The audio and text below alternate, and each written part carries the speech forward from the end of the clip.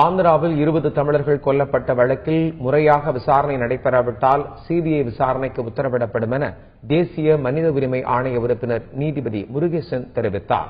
சென்னை விமான நிலையத்தில் பேட்டியளித்த முருகேசன், குழந்தை கடத்தல் தடுப்பு தொடர்பான விதிமுறைகளை ஆணையம் வகுத்துள்ளதாகவும் மத்திய மாநில அரசுகளின் பரிந்துரைக்கு விரைவில் அனுப்பப்படும் என்றும் தெரிவித்துள்ளார்.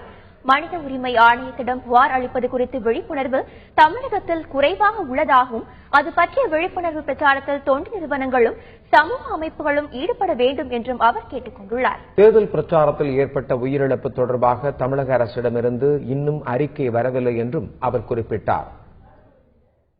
நாங்க போட்ட ஆர்டருக்கு மேல ஆந்திரா அரசு கோர்ட்ல போய் ஸ்டே வாங்கியிருக்காங்க. நான் சிபிஐ ஆர்டர் பண்ணேன். அது பணம் எதுவும் அவங்களுக்கு நஷ்டஈடு கொடுக்கணும் எல்லாம் போட்டிருந்தேன். அந்த கேஸ் இன்னும் இருக்கு. அது நடவடிக்கைக்கு வராதனால கோர்ட்ல லிஸ்ட்ல அப்படியே இருக்கு. இதுக்கடையில அவங்க ஸ்பெஷல் இன்வெஸ்டிகேஷன் டீம் போட்டிருந்தாங்க. அந்த இன்வெஸ்டிகேஷன் டீம் இப்ப ரிப்போர்ட் கொடுத்திருக்கதாக நானும் டிவில பார்த்தேன், சேனல்ல பார்த்தேன். எனக்கு ரிப்போர்ட் நான் வெளியே போனோன்னா அந்த ரிப்போர்ட் என்னன்னு பார்த்துட்டு அது ஒரு பக்கம் இருக்கு. அது எங்களுக்கு பைண்ட் ஆகாது. நாங்க தேவையாருன்னு சொன்னா இந்த ரிப்போர்ட்டை நாங்க அக்செப்ட் பண்ணிக்கிற மாட்டோம்னு சொல்றது கூட எங்களுக்கு உரிமை இருக்குது. அது இல்லாம நாங்க திரும்பவும் பழைய கோர்ட்ல சொல்லிட்டாங்க அப்படின்னா எங்களுடைய ரெக்கமெண்டேஷன் பிரகாரம் சிபிஐ என்கொயரி வைக்கிறதுக்கு வாய்ப்பு இருக்கு.